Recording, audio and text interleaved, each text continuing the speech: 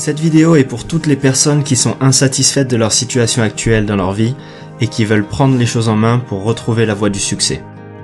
On va découvrir ensemble la Bible du développement personnel, vendue à plus de 25 millions d'exemplaires à travers le monde, les 7 habitudes de ceux qui réalisent tout ce qu'ils entreprennent de Stephen Covey.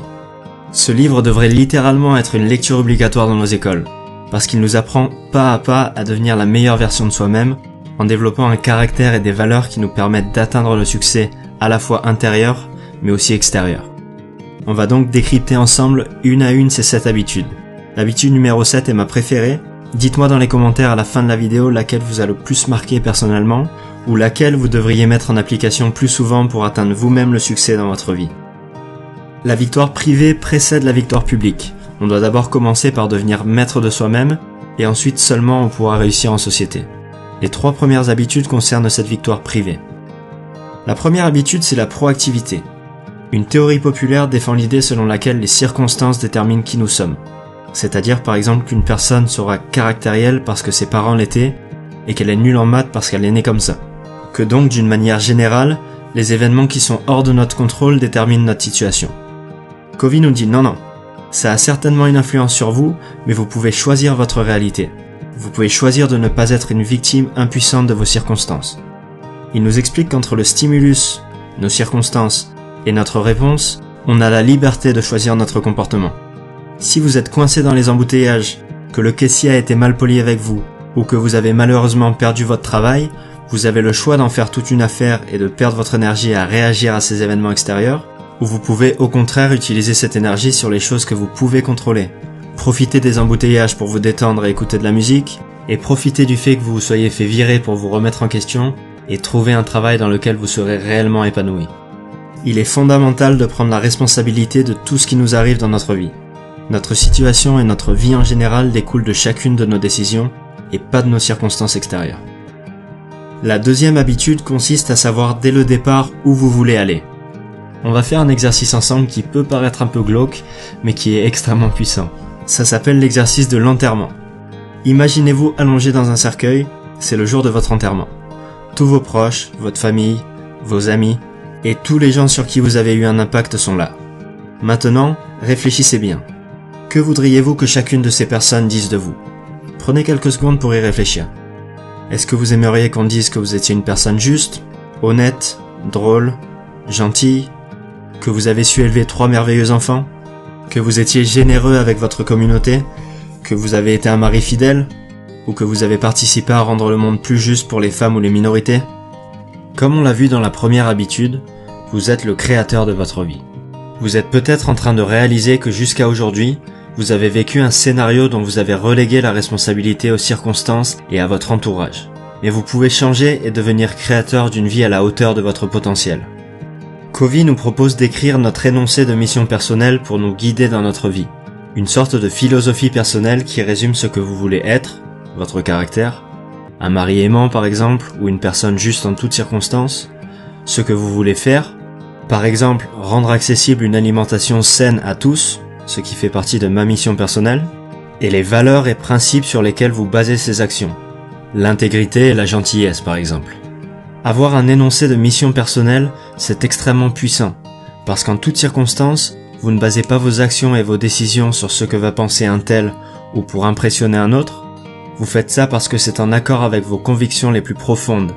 Ça vous donne une confiance en vous incroyable. Maintenant que vous êtes proactif et que vous savez où vous voulez aller, vous connaissez vos priorités. La troisième habitude consiste à donner la priorité aux priorités. Il existe 4 sortes de priorités. Les activités importantes et urgentes, les crises et les problèmes pressants.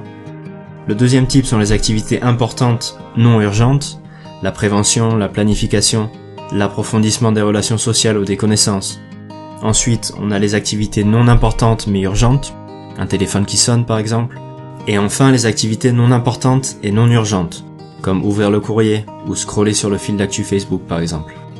Les personnes efficaces concentrent leur énergie sur ce genre d'activités, les activités importantes mais non urgentes.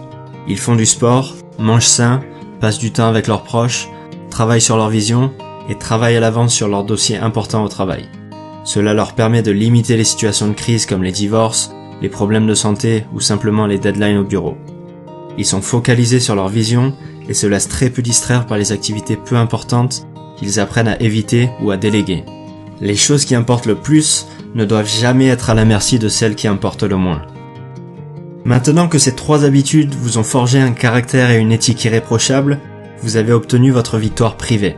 Vous allez pouvoir vous mettre en quête de votre victoire publique grâce aux 3 habitudes qui suivent. La 4e habitude, c'est penser gagnant-gagnant. Ceux qui réussissent ont compris que les meilleurs deals dans le business et dans la vie en général sont ceux qui bénéficient à tous les partis, pas seulement à eux-mêmes. Il s'agit pas d'être gentil, et c'est pas non plus une astuce de court terme. C'est un code de conduite à intégrer dans notre caractère. Beaucoup apprennent à baser leur estime personnelle sur la comparaison et la compétition avec les autres. On pense que pour gagner, il faut que quelqu'un d'autre perde. Mais les personnes qui réussissent savent que pour aller loin, il faut que les gens qui ont eu affaire avec nous aient également eu le sentiment d'avoir profité de cette interaction. La 5e habitude à prendre, c'est de chercher d'abord à comprendre, puis à être compris. La communication est fondamentale dans notre société. On passe des années à apprendre à lire, à écrire et à parler, mais on nous a jamais appris à écouter. Ce qui fait que quand on parle avec quelqu'un, on écoute simplement pour préparer notre réponse, sans vraiment chercher à comprendre. Et on va avoir tendance à analyser et juger ce que disent les autres en se basant sur notre expérience. Les personnes qui réussissent ont appris à comprendre le point de vue de leur interlocuteur, ce qui leur permet de communiquer plus efficacement.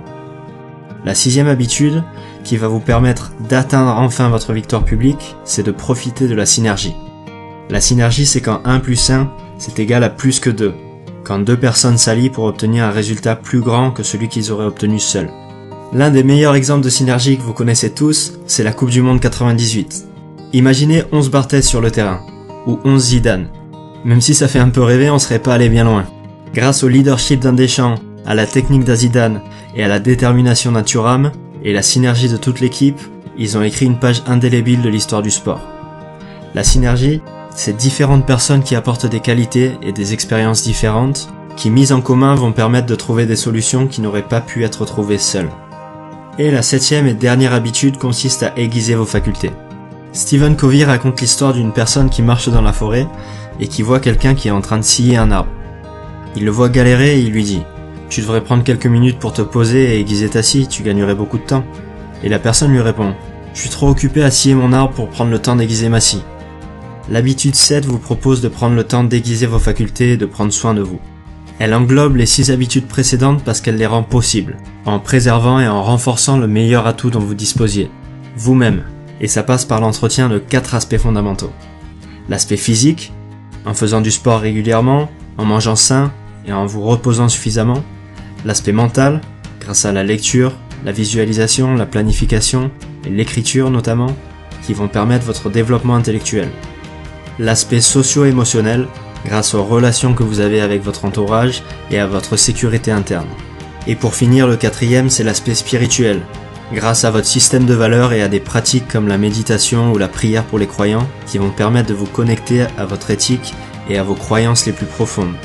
Et c'est grâce à cette dernière habitude que vous pourrez atteindre le réel succès. Voilà, c'est tout pour les 7 habitudes de ceux qui réalisent tout ce qu'ils entreprennent.